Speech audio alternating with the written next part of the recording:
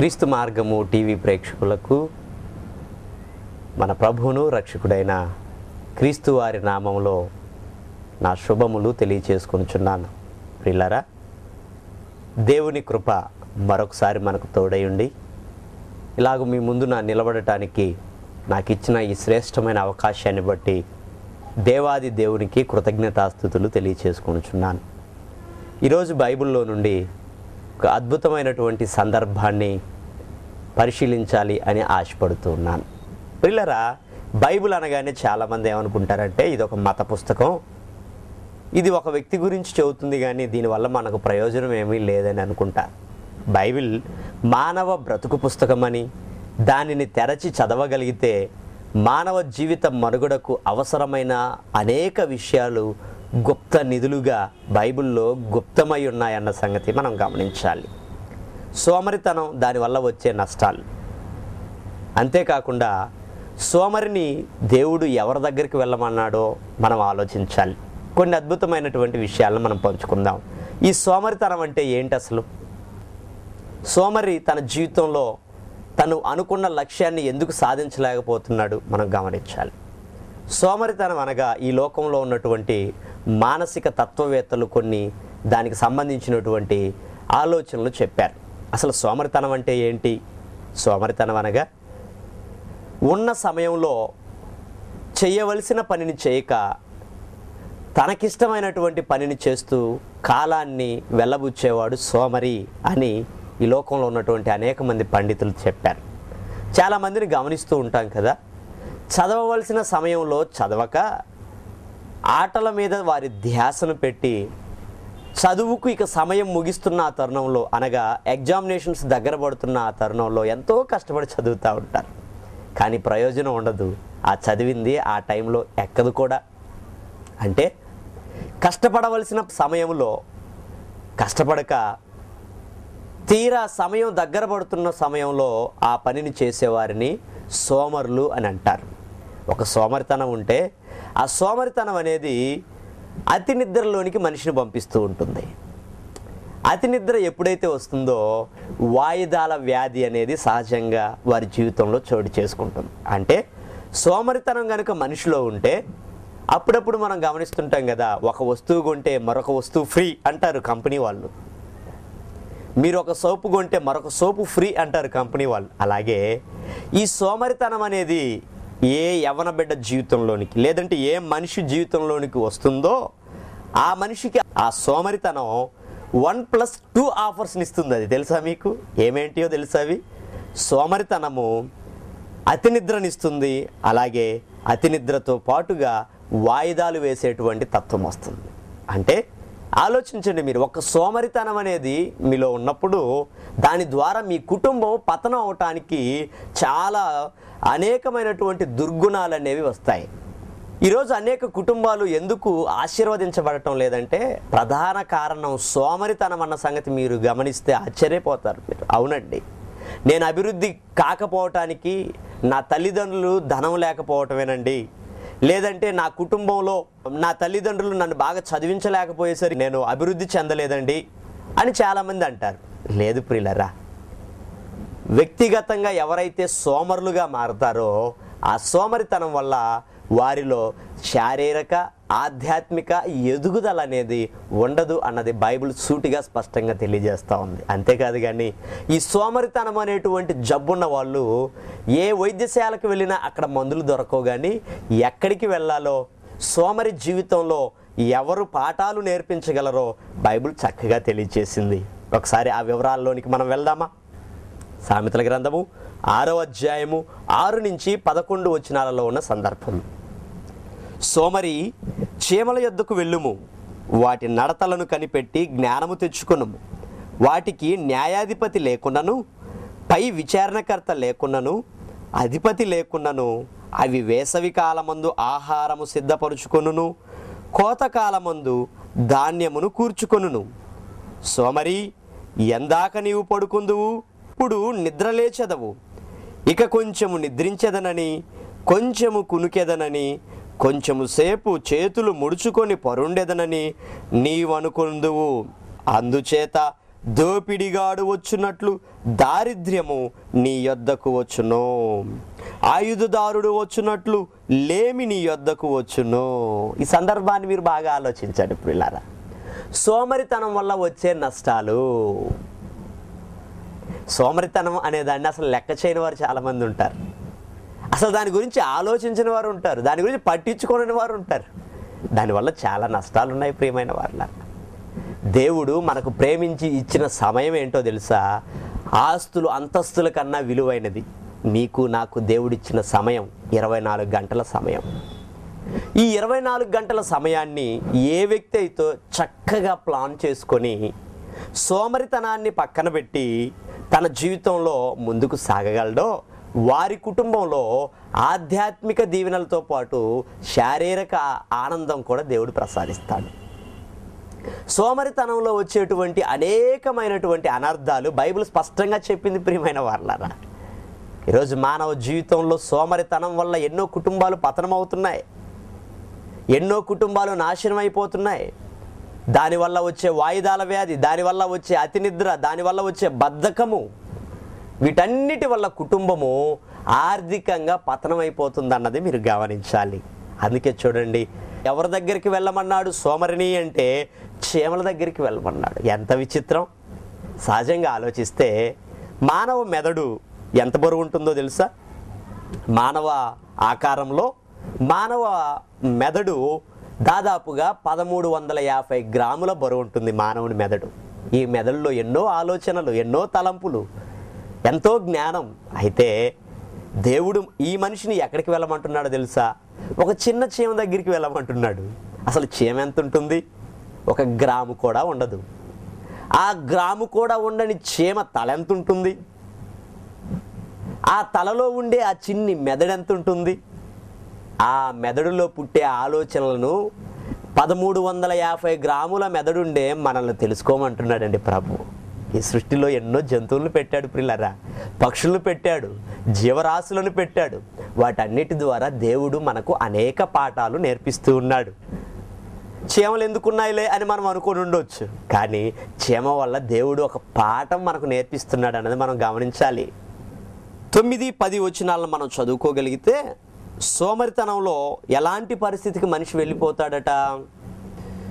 సోమరి, ఎందాక నీవు పడుకుందువు, ఎప్పుడు నిద్ర లేచెదవు? సోమరితనం దేంట్లోకి తీసుకువెళ్తుంది? గాఢ నిద్రలోనికి తీసుకువెళ్ళిపోతుంది. సహజంగా ఉదయాన్నే అమ్మ పని చేసుకుంటూ బిర్రుగా దుప్పటి కప్పుకొని పడుకున్న కుమారుని లేపుతూ ఉంటుంది. ఒరేయ్ లేవరా, ఒరేయ్ లేవరా, సమయం 6 అయింది లేవరా, 7 అయింది లేవరా, ఇంకా పడుకున్నావేంట్రా? వాడేమో బిర్రుగా దుప్పటి కప్పుకొని హాయిగా గొరకలు పెడుతూ నిద్రపోతుంటాడు ఉదయం 8 గంటల దాకా. ఎందుకు వస్తుంది నిద్ర? ఎందుకు వచ్చింది అంత అతి నిద్ర? సోమరితనం వల్ల. నీలో ఉన్న సోమరితనం వల్ల అతి నిద్ర వచ్చింది. ఆ అతి నిద్ర వల్ల ఏమైపోద్దంటే వాయిదాల వ్యాధి. బాగా హాయిగా నిద్ర వస్తుందనుకో, 8 అయిపోయింది, 9 అయిపోయింది, పడుకొని ఉన్నావు అనిపిస్తుంది. అబ్బా ఈరోజు ఏం కాలేజీకి వెళ్దాంలే, అబ్బా ఈరోజు ఏం పనికి వెళ్దాంలే, అబ్బా ఈరోజు కాకపోతే రేపు చేసుకోవచ్చులే. పోస్ట్పోన్మెంట్, వాయిదాల వ్యాధి. చూసారా? సోమరితనం అనేది హృదయంలో ఉండటం వల్ల ఎన్ని నష్టాలు. అతి నిద్ర, ఆ అతి నిద్ర వల్ల వచ్చేటువంటి అనర్థాలు ఏంటి చూడండి. బైబిల్లో రాయించాడు ఆ కింద వచనాల్లోనే. 10వ వచనం 2వ భాగంలో చూడండి. కొంచెం సేపు చేతులు ముడుచుకొని పరుండెదనని నీవనుచుందువు. అమ్మ లేపేటప్పుడు ఏమంటాడా బిడ్డ? అరే లేరా నాన్న అని దుప్పటి అమ్మ లాగుతుంది. అమ్మ లేస్తున్నాను అంటాడు, మళ్ళీ దుప్పటి కప్పుకొని పడుకుంటాడు. వాడు పడుకొని హాయిగా బిర్రుగా బిగ తీసుకొని పడుకొని ఇంకొంచెం సేపు మమ్మీ, ఇంకొక 5 మినిట్స్ పడుకొని నిద్ర లేస్తానులే, ఇంకొక 5 మినిట్స్లే. ఏమనుకుంటాడట? చదువుదాం మళ్ళీ ఆ మాటను. కొంచెం సేపు చేతులు ముడుచుకొని పరుండేదనని నీవనుకొనుచుందువు అంటున్నాడు. దానివల్ల వచ్చే నష్టం ఏంటో బైబిల్లో చెప్పాడు చూడండి పిల్లరా. అందుచేత దోపిడిగాడు వచ్చునట్లు దారిద్ర్యము నీ యొద్దకు వచ్చును. ఏమొస్తుంది? సోమరితనం వల్ల అతి నిద్ర వచ్చింది. అతి నిద్ర వల్ల నీకేమొస్తుంది? దోపిడిగాడు వస్తాడే. ఎలా వస్తాడాడు? ఏ టైంలో వస్తాడో తెలీదు, ఎటు నుంచి వస్తాడో తెలియదు, వచ్చి ఏం తీసుకెళ్తాడో కూడా తెలియదు. అలాగే దోపిడిగాడు వచ్చినట్లు దరిద్రం అనేది నీ మీదకి వస్తుంది. చూసారా, దారిద్ర్యంలోనికి వెళ్ళిపోతున్నారు. బ్రదర్ నాకు జాబ్ రావటం లేదు బ్రదర్, లేదంటే నేను ఉద్యోగంలో ఉన్నత స్థితికి వెళ్ళలేకపోతున్నాను, లేదంటే నేను బాగా చదువుకోలేకపోతున్నాను. కారణాలు ఏంటో తెలుసా? సోమరితనం. చక్కగా దేవుడిచ్చినటువంటి కాలాన్ని బట్టి వేకోజామున 5 లేక 5:30 కనీసం 6 గంటల కన్నా లేచి మోకాళ్ళుని ప్రార్థన చేసుకొని, ప్రభువా నాకు ఈరోజు ఇచ్చావు కదా అని చక్కగా బ్రష్ చేసుకొని తలస్నానం చేసి అమ్మకు నాన్నకు వందనాలు చెప్పి ప్రశాంతంగా నువ్వు నీ రోజు నువ్వు కానీ ప్రారంభిస్తే ఎంతో ఉత్సాహంగా ఆనందంగా నీ రోజులో ఎంతో సమయం నీ దగ్గర ఉంటుంది. చాలామందిని చూడండి, 8 గంటలకు లేచి ఉరుకులు పొరుగులు, బ్రష్ చేస్తారో లేదో అలాగ బ్రష్ తీసుకుని పోయి కాసేపు ఇట్టేస్తారు, బ్రష్ ఇలాగా అనుకుంటారు, తర్వాత వెళ్ళి నెత్తిన ఒక చెంబు నీళ్ళు పోసుకుంటారు, అంతే వెళ్ళిపోతూ ఉంటారు.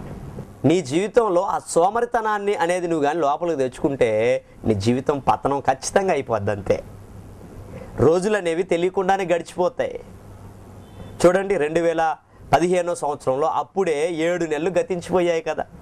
మనం ఆలోచిస్తూ ఉంటే ప్రియమైన వాళ్ళరా, మన జీవితంలో కూడా రోజులు గడిచిపోతాయి. కానీ ఆ రోజు నువ్వు ప్లాన్ చేసుకొని చక్కగా దేవుడు నీకు ఇచ్చినటువంటి ఆయుష్ను బట్టి నీలో ఉన్న శక్తిని నిర్వీర్యం చేసుకోకుండా ఉండాలంటే, ఈ సోమరితనం అనేది ప్రతి మనిషిని జీవితాన్ని నిర్వీర్యం చేయాలని పన్నాగాలు పడుతుంది కనుక దానిని జయించాలి అంటే వాక్యాన్ని నువ్వు నేర్చుకోవాలి, వాక్యాన్ని చదువుకోవాలి.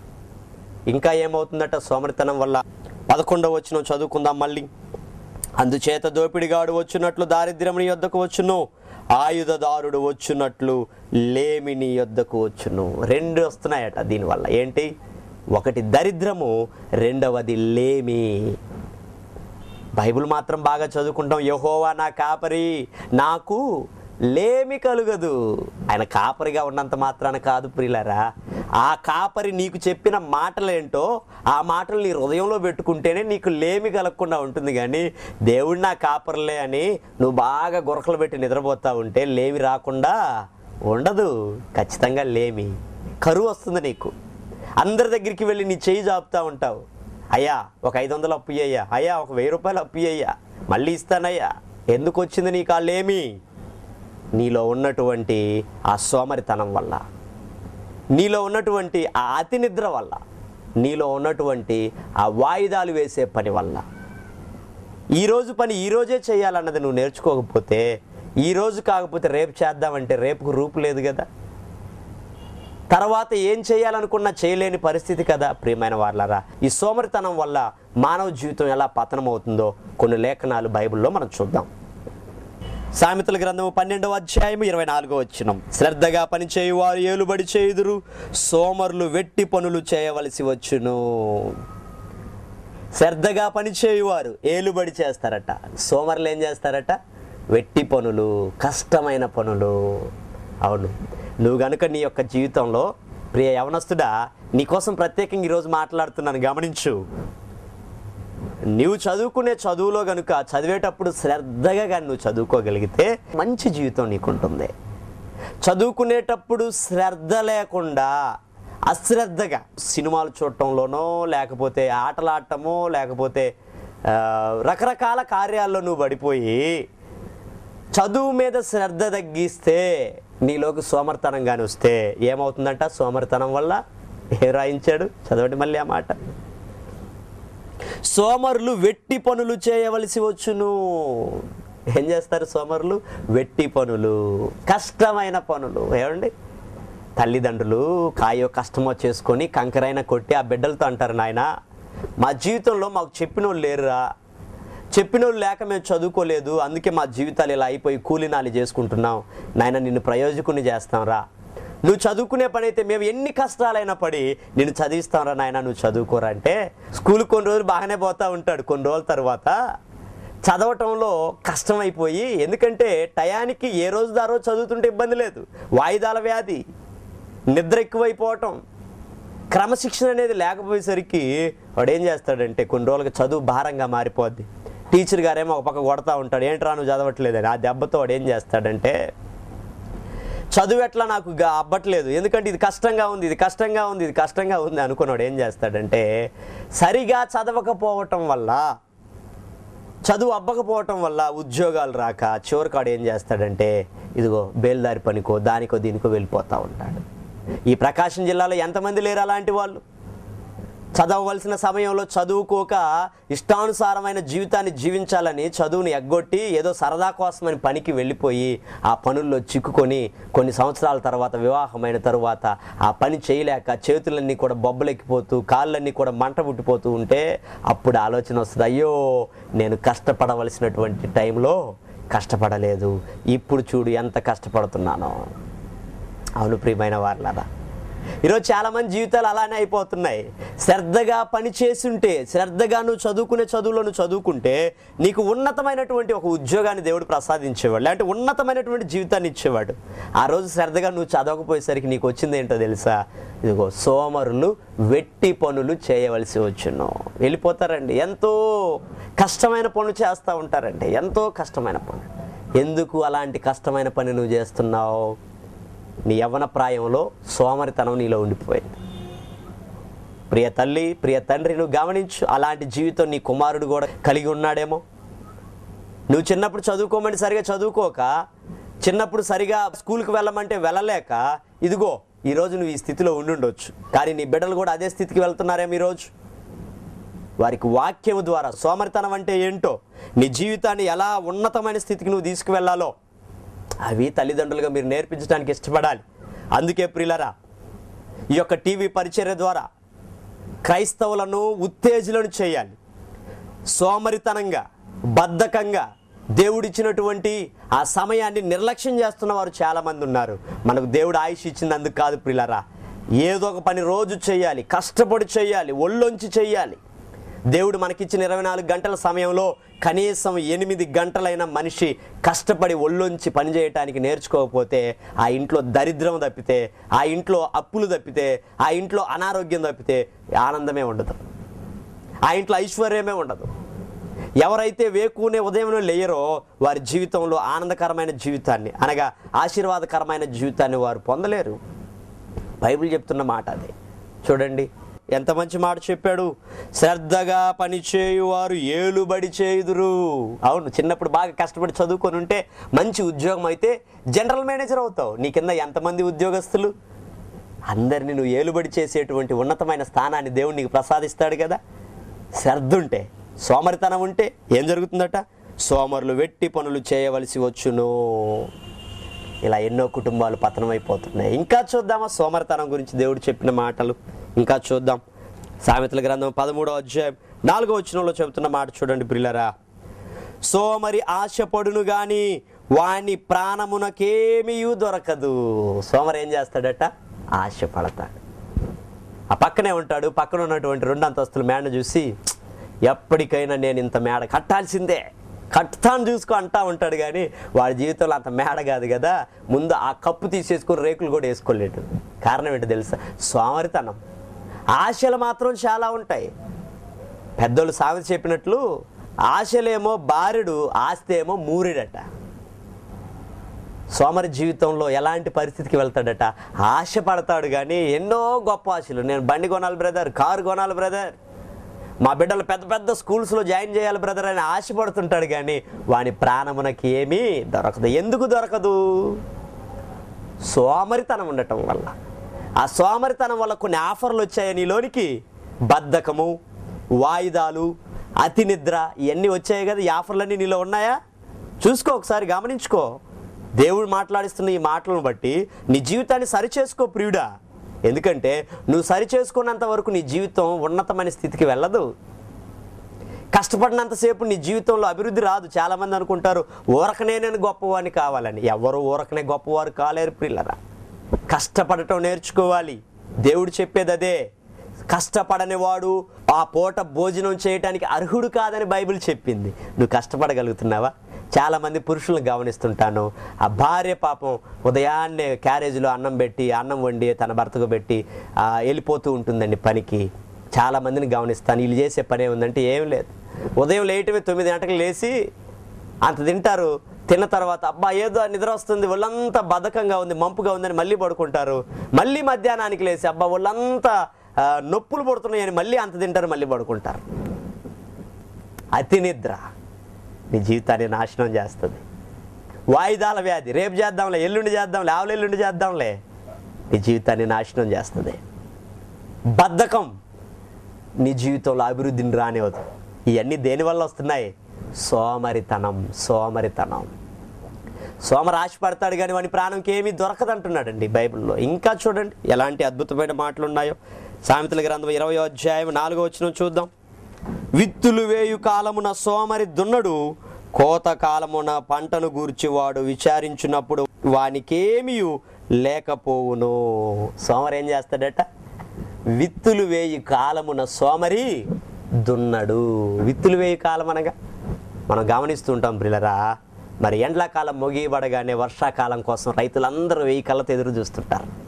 ఎప్పుడెప్పుడు ఆ తొలకరి వాన పడుతుందా, వర్షపు జల్లు పడుతుందా, నా పొలాన్ని తడుపుతుందా, ఎప్పుడెప్పుడు పొలం తడిపితే ఆ పొలం పదునైతే ఆ అదును చూసుకొని నేను వెళ్ళిపోయి నా పొలంలో విత్తనాలు చల్లుకుంటే ఆ పంటే నా జీవితంలో నాకు ఒక వృద్ధిని దయచేస్తుందని రైతు 1000 కళ్ళతో ఎదురు చూస్తుంటాడండి వర్షం కోసం.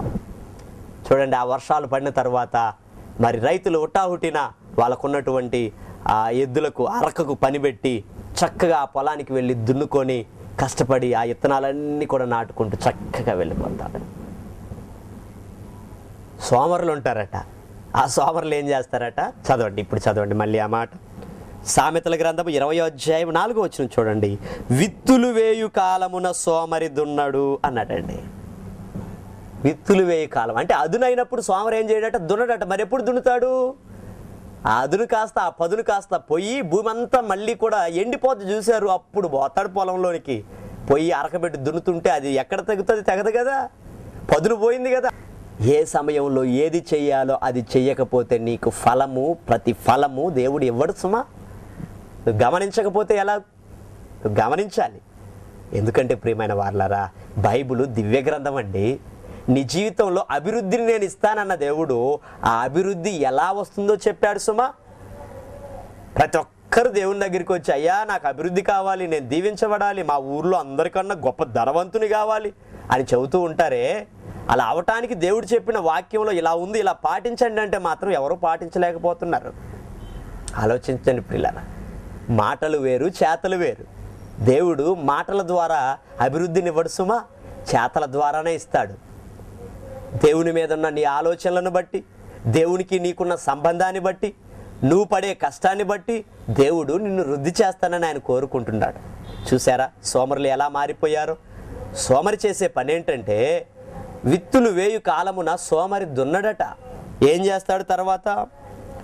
కోత కాలమున పంటను గూర్చి వాడు విచారించినప్పుడు వానికేమీ లేకపోవును. చూసారా, విత్తనాలు చల్లిన తర్వాత రైతులు ఒక 3-4 నెలల తర్వాత వాళ్ళు ముందేమో తీసుకువెళ్ళి ఒక బస్తాడు విత్తనాలు చల్లినప్పుడు కొన్ని బస్తాలు, ఒక 30-40 బస్తాలు వడ్లను లేదంటే రకరకాల ధాన్యాన్ని ఇంటికి తీసుకొస్తున్నప్పుడు వీడు ఏం చేస్తాడంటే ఆ రచ్చబండ మీద కూర్చొని బస్తాలు వీళ్ళు బండి మీద వేసుకొని ఆ ధాన్యాన్ని రైతులు తీసుకొని వెళ్తూ ఉంటే వాడు ఆడ కూర్చొని, అయ్యో చూసారా వాళ్ళు ఎన్ని బస్తాలు తీసుకెళ్తున్నారో, ఈ దేవుడు నాకు అన్యాయం చేశాడు, అసలు చూడు నా పొలంలో ఒక్క బస్తా కూడా పండలేదు అని బాధపడుతూ ఉంటాడట. చూడండి ప్రియమైన వారలారా, ఎలా బాధపడతాడట? కోత కాలమున పంటను గూర్చి వాడు విచారించినప్పుడు వానికి ఏమీ లేకపోను. విచారిస్తాడు, నా పొలం పండలేదు, నాకు నష్టం వచ్చేసింది, నా పంటలో వాళ్ళకు వచ్చినంత ఫలం వస్తే బాగుండు కదా అని అనుకుంటా విచారిస్తూ ఉంటాడు. కానీ వానికి ఏమీ దొరకదు. ఎందుకు దొరకలేదు? చేయవలసిన సమయంలో చేయలేదు. పదును చూసుకొని ఆ అదునులో పంటేస్తే నీకు ప్రతిఫలం వచ్చేది. నీళ్లు లేక ఎండిపోతున్నప్పుడు నీటిని ఆ పంటకు అందించుంటే ఆ పంట నీ చేతికి వచ్చేది. కలుపు మొక్కలు వచ్చి పంటను అణిచివేస్తున్నప్పుడు ఆ కలుపుని తీయించి ఉంటే నీకు ఆ పంట నీ చేతికి వచ్చేది. రకరకాల పురుగులు ఆ పంటను తినివేస్తున్నప్పుడు ఆ పురుగులకు చక్కని మందును పిచికారీ చేసి మందును చల్లి ఆ యొక్క చీడ పురుగుల్ని చంపివేసినప్పుడు నీ పంట నీ చేతికి వచ్చేది. అప్పుడు మాత్రం అవి చేయకుండా ఊరిలో కూర్చొని ఎక్కడ చీటీలు ఆడుతున్నారా, ఎక్కడ ఆటలు ఆడుతున్నారా, ఎక్కడ ఆనందపడుతున్నారా అని వీటి మీద నీకు ధ్యాస పడిందే కానీ నీ వేసిన పొలం వైపు నువ్వు చూసావా ఎప్పుడైనా? నువ్వు చూసుంటే నీ చేతికి పంట వచ్చేది. ప్రియులారా, ఆశపడతాడు కానీ ప్రాణానికి దొరకదట. నువ్వు కష్టపడాలి. దీనంతటికి కారణం ఏంటి? వాళ్ళు శత్రువులండి, వీళ్ళు శత్రువులండి అని నువ్వు అనుకుంటున్నావు కానీ నాలో ఉన్న నా సోమరితనమే నా అభివృద్ధికి ఆటంకము, నాకు శత్రువు అని నువ్వు ఆలోచించకపోబట్టే నీ జీవితం ఇలా పాడైపోతుంది. ప్రియ సహోదరుడా, ఆలోచించి. ఇంకా ఎన్ని నష్టాలు బైబిల్లో చాలా అద్భుతంగా రాయించాడు దేవుడు. ఇంకా చూద్దామా? సామెతల గ్రంథం 21వ అధ్యాయము 25వ వచనాన్ని చూద్దాం. 25వ వచనంలో ఏం రాయబడింది? సోమరి వాని చేతులు పని చేయనొల్లవు. ఏం చేస్తాడట సోమరి వాడు? వాడి చేతులు పని చేయనొల్లవు. ఆయన ఒక బిందె మంచినీళ్ళు తెచ్చిపెట్టరా అంటది అమ్మ. ఈడేమంటాడు? ఓహో అంటాడు. ఏ అమ్మే కదా, అడిగింది కదా, నీకు అన్నం చేసి పెడుతుంది కదా, నీ ఆలన పాలన చూస్తుంది కదా, నీకోసం ప్రయాసపడుతుంది కదా, చేయొచ్చు కదా. సోమరి వాని చేతులు ఏం చేయవట? పని చేయనొల్లవు. చిన్న పనులు కూడా చేయలేని వాళ్ళు పని చేయకపోతే ఎలా చెప్పండి? ఆ సోమరితనమే నీ ఒంటి నిండా పేరుకొని పోతే నీ ఒళ్ళు గుల్ల, నీ ఇల్లు గుల్ల అవుతుంది సోమరితనం వల్ల. గమనించావా? ఎవరైతే చక్కగా క్రమముగా పని చేయటం, అది చదివేదైనా, ఇంట్లో అమ్మ నాన్నలు చెప్పిన పని అయినా, అలాగే స్కూల్లో టీచర్స్ చెప్పిన హోంవర్క్ అయినా, అలాగే నీ చేతికి వచ్చిన ఏ పనైనా నువ్వు శక్తి లోపం లేకుండా చేయమని సామెతల గ్రంథంలో దేవుడు చెప్పిన మాట నువ్వు చదవలేదా? చదవాలి. బైబిల్ చదవాలి. బైబిల్ చదవకుండా దేవుడా నన్ను దీవించమంటే ప్రయోజనం లేదు. ఇప్పుడు హాస్పిటల్కి వెళ్ళి బాగలేదండి డాక్టర్ గారికి చేయిస్తాం. చేయించిన తర్వాత ఆయన మన చేయి చూసి బ్లడ్ టెస్ట్ చేసి మనకు కొన్ని మందులు ఇస్తాడు. మందులు ఇచ్చిన తర్వాత ఏం చేయాలి? ఆ మందులను క్రమంగా వాడాలి. అప్పుడు బాగవుతుంది ఆరోగ్యం. డాక్టర్ గారి దగ్గరికి పోయి వచ్చాను ఇంకా నాకు బాగైపోయిందంటే బాగవుతుందా? ఆయన ఇచ్చిన మందులు వాడు. అలాగే నీ జీవితంలో ఆశీర్వాదం రావాలి అంటే దేవుని కృపను బట్టి నీ జీవితంలో ఆయన చెప్పిన మాటలు నీ హృదయంలో దాచుకో. క్రమశిక్షణ కలిగి నీ జీవితాన్ని ముందుకు సాగించు. ఎన్ని ఆశీర్వాదాలంటే నీకు నీ జీవితంలో ఎంత అత్యున్నతమైన స్థితి. దేవుడు నీ ద్వారా సమాజానికి అనేక మందిని, సమాజంలో నిన్ను బట్టి దేవుడు ఆయన నామాన్ని గణపరుచుకోవాలనుకుంటున్నాడు నిన్ను బట్టి. నీవేమో ఉదయం లేచిన దగ్గర నుంచి అంత తింటాం, మళ్ళీ మంచం ఎక్కటం, అంత తింటాం, మళ్ళీ మంచం ఎక్కటం. ఇదేనా నువ్వు చేస్తుంది? దేవుడిచ్చిన అమూల్యమైన ఈ సమయాన్ని నువ్వు వృధాగా చేసుకుంటున్నావా? 24 గంటల్లో 8 నుంచి 12 గంటలు కష్టపడటం నేర్చుకో రోజు. అది నువ్వు చదువుకునే చదువు అయి ఉండొచ్చు, నువ్వు వేసినటువంటి పొలం అయి ఉండొచ్చు, నువ్వు చేస్తున్న వ్యాపారం అయి ఉండొచ్చు, నువ్వు చేస్తున్న ఉద్యోగం అయి ఉండొచ్చు. ఏ పనిలోనైనా 8 to 12 అవర్స్ నువ్వు ఖచ్చితంగా కష్టపడి పని చేయాలి. అప్పుడే నీకు దీవెన. పని చేయకుండా ఫలితం రాదు. సోమరితనం వల్ల ఫలితం రాదు. గమనించు ప్రియ సహోదరుడా, ప్రియ సహోదరి. సోమరి వాని చేతులు పని చేయని వాళ్ళు అనేకులను చూస్తాను. పనికని వెళ్తారు కానీ పని చేయరు, కబుర్లు చెప్తూ ఉంటారు, ఏయో కళ్ళబొల్లి మాటలు చెప్తూ ఉంటారు.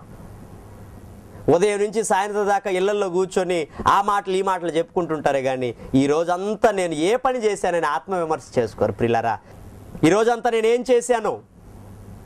ఉపయోగపడే కార్యాలు చేశానా లేకపోతే ఉపయోగం లేని చేశానా? ఆలోచించుకోవాలయ్యా.